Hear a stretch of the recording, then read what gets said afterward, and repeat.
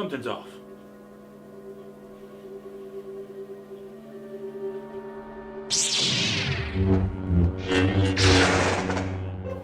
Huh. Saga. You're still here. Is it you? Have you been stinking up this place ever since I said you're the worst thing I've seen so far? I mean, come on.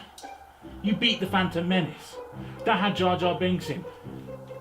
You had to have sucked somehow. Okay, we can come to some kind of an agreement. Look, Disney didn't buy Star Wars for no reason. Obviously they were going to make the 3 sequels. But surely they can make a standalone Star Wars film. They won't have to do it, but...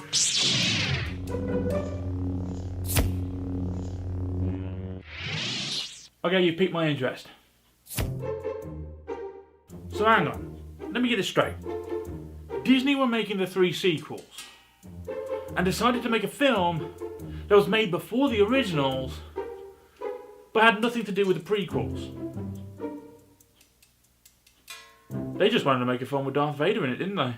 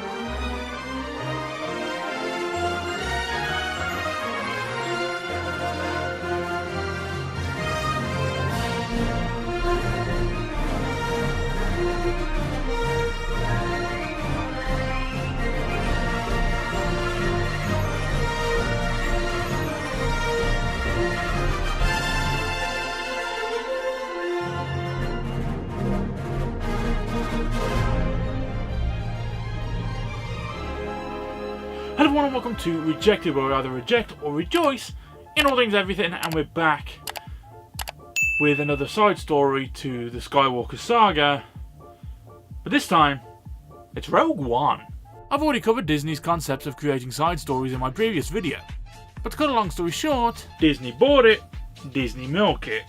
Simple. But this is a story they could not pass on. How did our heroes get the plans for the Death Star? It was never really explained. They just said, here's the plans of the Death Star, we have them. Nah. So obviously we need to find out, how did they get the plans for the Death Star? It was a question that needed to be answered, and why not answer it? However, I do think the story is the second most important factor to this film. Because let's face it, when Disney bought Lucasfilms and owned Star Wars, they wanted to make a film with Darth Vader in it. So the important thing, have Vader. And then they went, okay, now we need a story. And you gotta remember, this is during the time where Disney are making the 3 sequels. Because we've got the prequel trilogy, the original trilogy, and then the 3 sequel trilogy. They were halfway through making the 3 sequels when they announced, hey, by the way, here's Rogue One. While they're going forward, they're now going back. It's a big mess, and you can see why some things got a little bit fucked. The story for Rogue One would be a simple one. Where did they get the plans for the Death Star from? It can't be as simple as, oh, I don't know, pulling it off a shelf. Of course not. Instead, what we got is 2 hours of classic Star Wars goodness. But I do have one thing I have to say. After what happened with Solo, I made something fun. I made a drinking game. Here are the rules. Number 1, they have to have a lightsaber. It's Star Wars, there has to be a lightsaber in it. If there's not a lightsaber, Number 2, the Force has to be mentioned. It doesn't matter how, they just have to mention the Force. Or refer to the Force. As long as that happens, Number 3. Hope has to be the reason for why they are doing what they're doing. That's really simple. Why are you doing this? Hope. What, the hope that you're going to succeed in doing it? What the fuck? 4. There has to be a quirky robot sidekick. Yes, we got used to C-3PO and R2-D2, but it seems like there has to be a robot sidekick who is a little bit quirky because, hey, it's a robot, they don't understand proper human emotions, or they're not tactful, or it's got to be. They have to have one, haven't they? Really, let's face it, be honest. And number 5, some kind of reference to the original trilogy. For obvious reasons, in this one, Darth Vader and the Death Star are excluded. They're way too obvious, okay? There needs to be something subtle, something going, that was a reference, I get that. Has to be something like that. So try not to get too sloshed if you're going to do that, but enjoy. So those are the rules for Star Wars drinking game when it comes to spin-offs. Try it with The Mandalorian, you'll get fucked. I mean, that's fun enough, but even if you consider, they tried to hide what they were doing with Rogue One. You know how they have production names like, oh, they called it this, so it was hidden away from everyone. Well, what was the working title for Rogue One?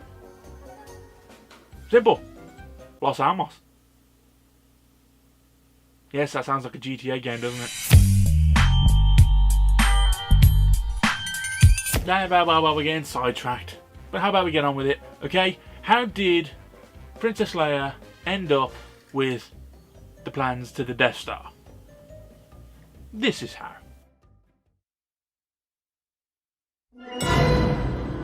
So Solo had this whole big text thing at the beginning, which basically just laid out all the shit that was going on. This just goes, I prefer that, because I don't want to sit there going, okay, this is the story, this is the background, blah blah blah, shit. Okay, now we're here. Instead, it's a long time ago, far, far away. Movie. Don't tell me the story in the background. Let me see it for myself.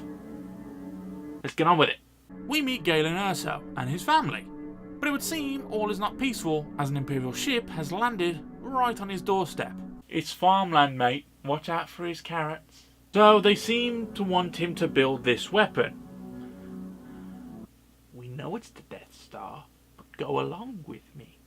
Since Lyra died, yes. Oh. Galen's like, oh no, my wife dead. Oh look, wife. Oh look, here's Lyra back from the dead. Did he not go over the backstory? Right, I'm going to tell him that you're dead and it's just me. Okay? Just don't fucking run out. And now I think he missed that detail because here she fucking comes. So rightfully so. Bang. Dead. Their daughter's hidden away. Little Jin over there, she's gone and hide in a cave. So I guess when she falls asleep, you could say you have Jin on the rocks. She is saved by Saw Gerrera. My child. Yes. The guy from Good Morning Vietnam. And now we can begin.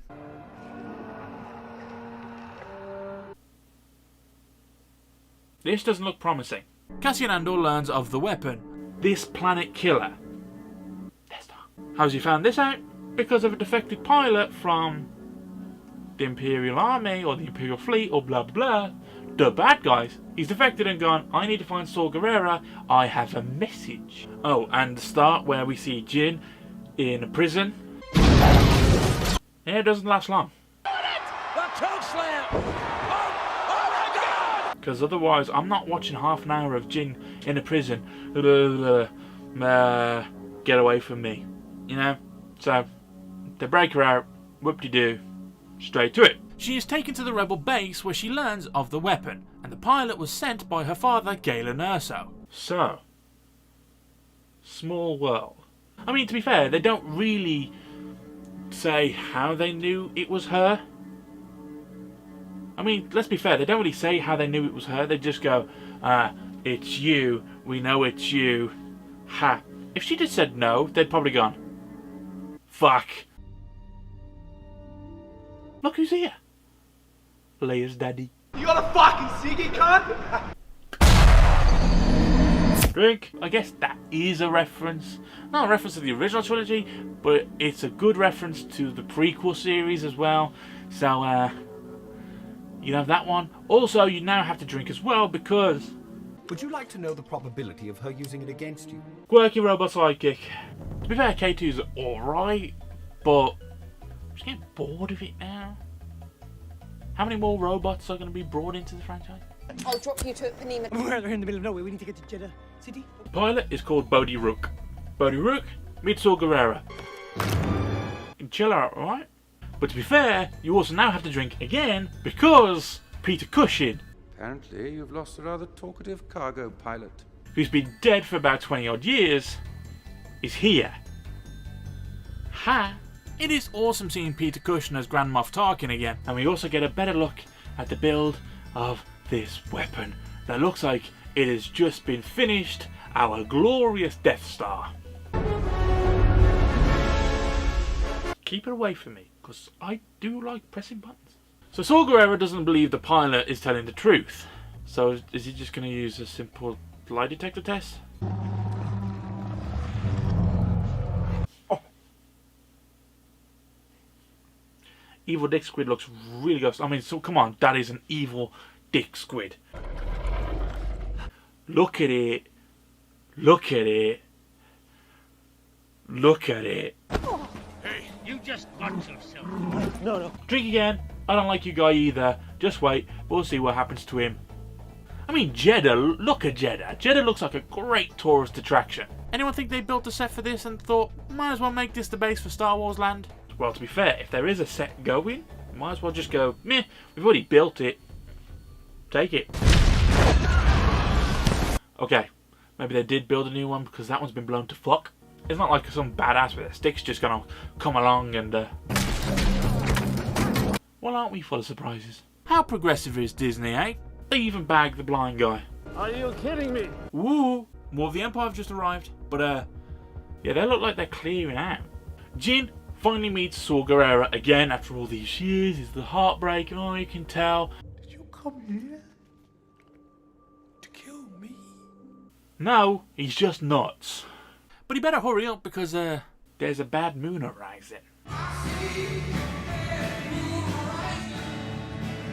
So Galen lets us know that there is a fault in the Death Star. But I think he might be a little too late, because Jeddah has just gone. Ooh. Time to ride the waves of sand and rocks and fucking nightmares by the look of it. This scene alone makes the film worth it. The visuals are incredible, the camera work, the angles, everything about this shot is phenomenal. Whenever they bring the Death Star in, or when shit hits the fan, in this film, they get it bang on. But now we must go to Edu, where Galen Erso is about to be in big trouble. I want to see about this. Jin is the only one that saw this message from her father. You don't believe me? I'm not the one you gotta convince. Some of them have the right to be a bit hasty. I believe her. Okay, if the blind guy with a stick believes her, I'm all in. Director Krennic lands on Edu to confront Galen. This can only go badly. Everything hands in balance, Galen confesses. Does that do any good for him? Fire! Fuck. Hope they don't need another Death Star. Andar's in position to shoot him, but resists. Okay, no. Disney, I can't have that. What the fuck was that stormtrooper doing there? Seriously, there needs to be some sense, because that was just stupid.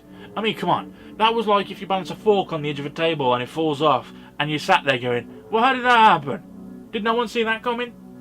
Because he's just there. Explain yourself. Warning signs. Ding, ding, ding, ding, ding.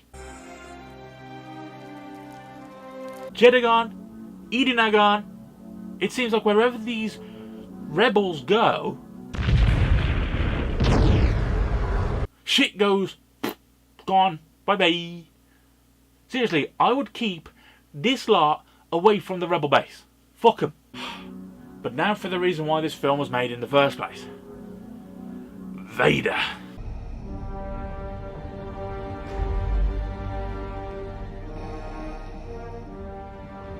To be fair, I just wish I could play this entire scene. I remember being sat there in the cinema watching it and going, I don't know why, that's what happens.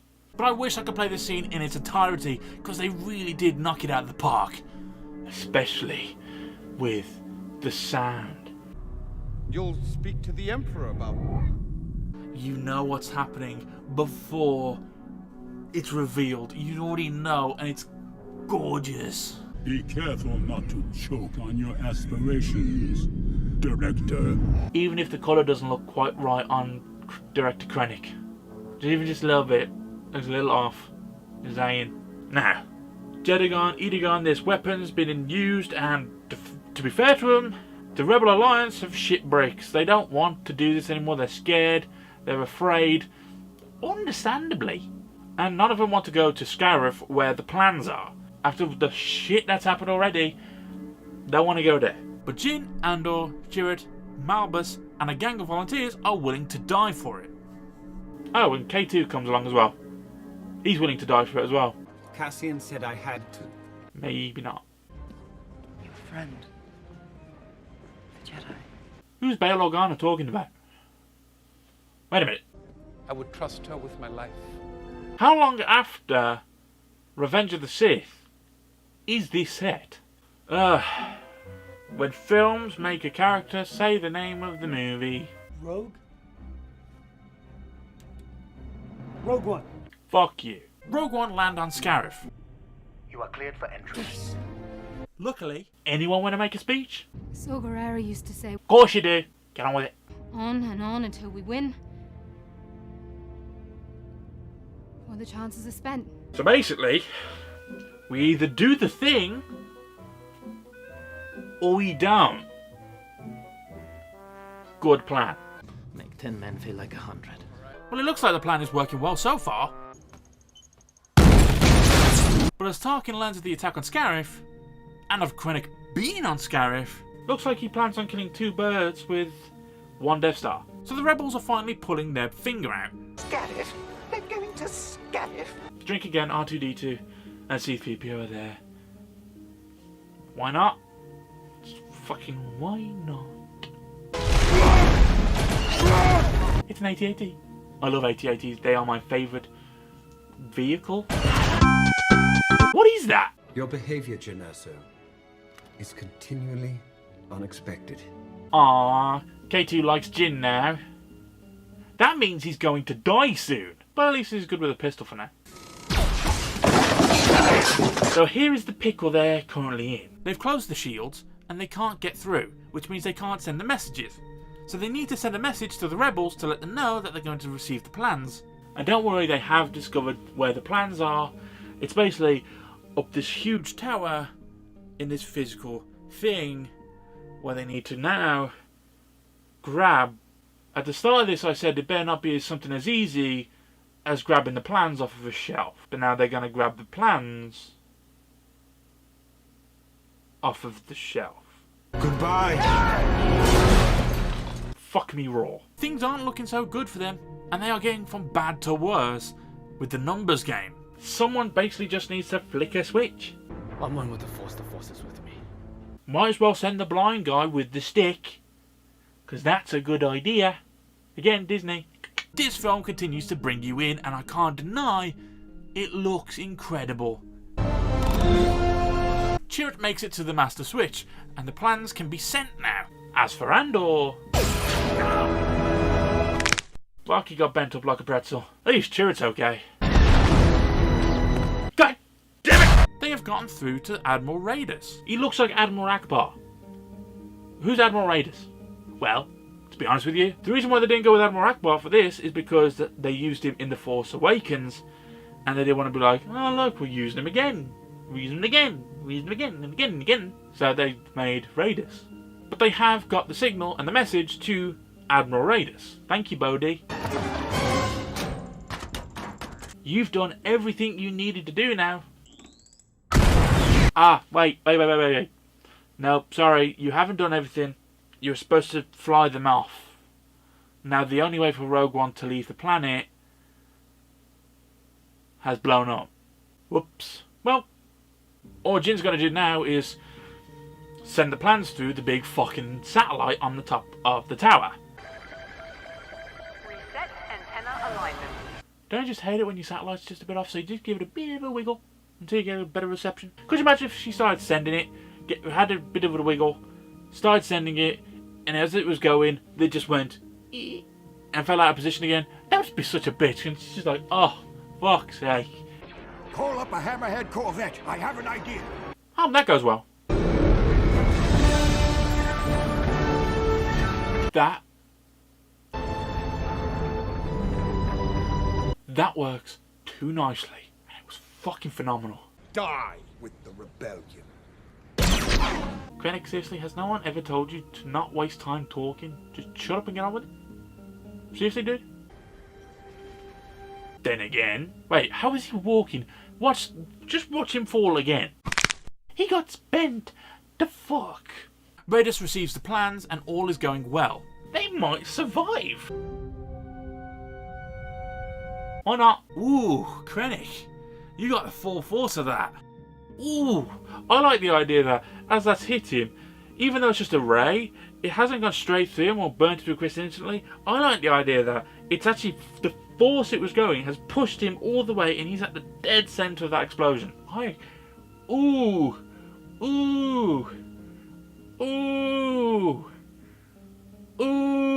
I do love how they didn't just end up turning this ending into a romance thing where they just look deeply into each other's eyes and kiss and blah, blah, blah, blah. Instead, they go out as heroes. The original draft had them survive it. How? That. The light speed I get, you're going boom, really fast. Speed of light. Boom. That's why it's called light speed. But how have we not seen anyone crash into someone else while they've been in light speed? So when they're going into light speed at the start and they hit the Star Destroyer, that's fucking good. Mwah. Remember what I said about Disney only making this film so that they could make a film with Darth Vader in it? Well, they already gave us one great scene with him, and then they give us this. This is like getting a massage, and then she says, do you want a happy ending? And she gives you the happy ending, and then just as you think you're about to go, she cups the balls. Whoa, the plans are away, and they're in the safe hands Hope. of Princess Leia Organa.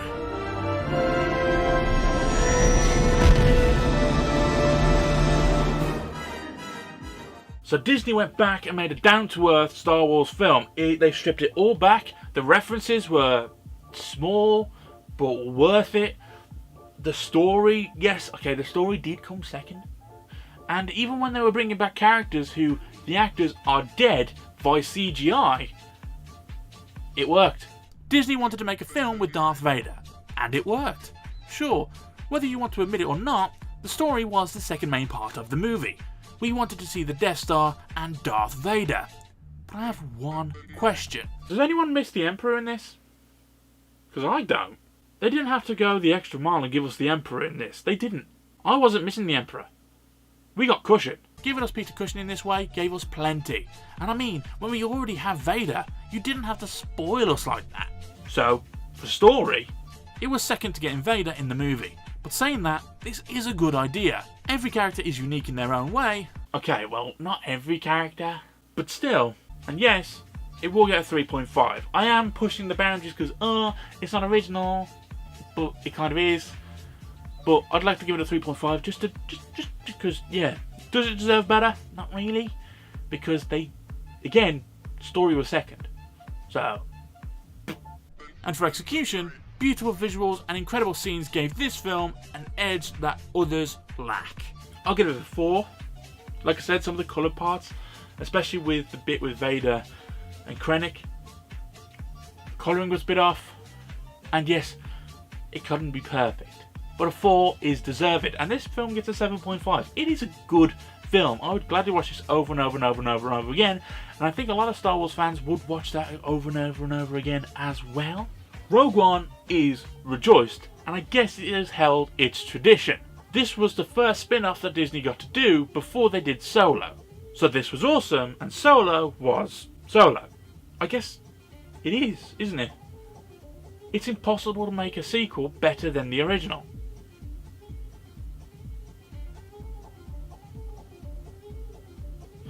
Speaking of...